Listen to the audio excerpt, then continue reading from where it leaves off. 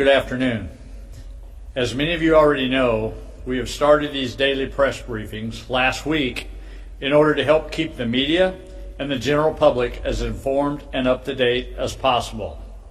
In order to practice social distancing and abide by the order we issued last week to avoid gatherings of more than 10 people, these briefings will now be virtually only.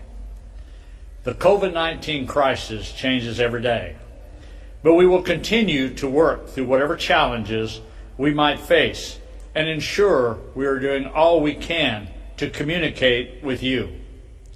Today, there are five main topics I will provide updates on. Plans for the Capitol building and our state workforce. An executive order regarding restaurant sales. An update on Missouri's food supply. Updates from the Department of Commerce and Insurance.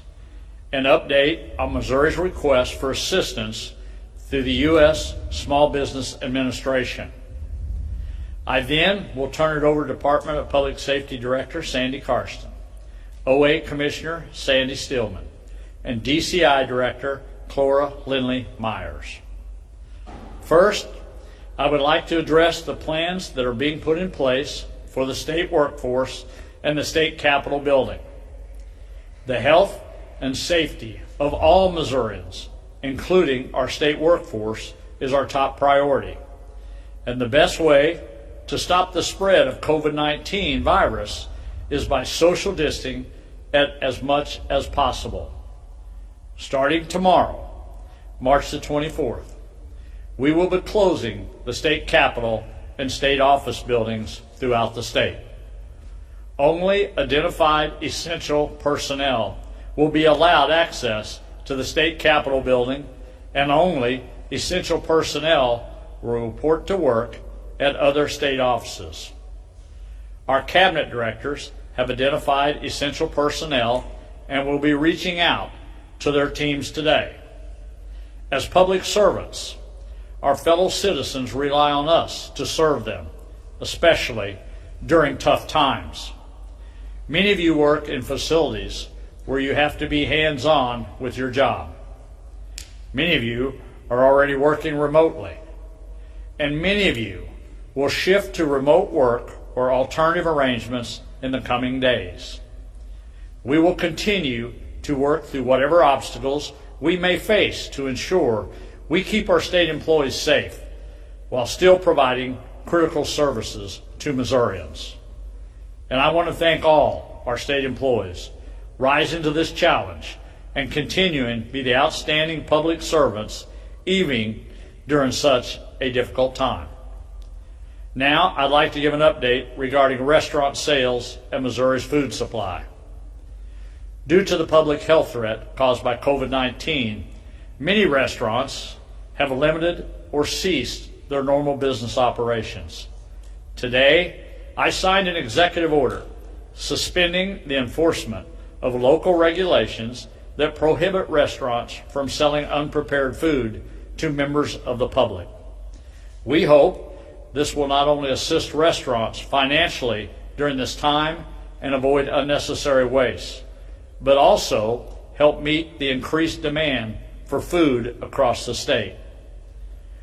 Many of you have seen bare grocery store shelves.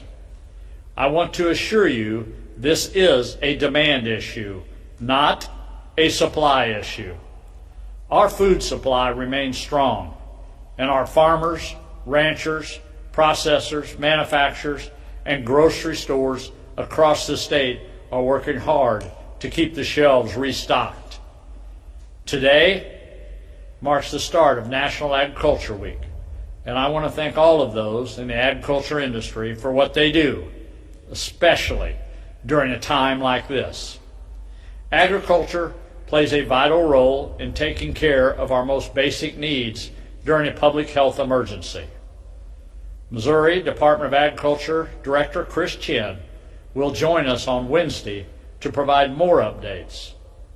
But last week, the U.S. Department of Homeland Security identified food and agriculture as essential, critical infrastructure workers during the COVID-19 response, alongside healthcare, public safety, and other critical industries. These include anyone working on the farms, in the livestock arenas, and the feed supply chain, the food processing or manufacturing grocery stores, and others that help supply agriculture needs.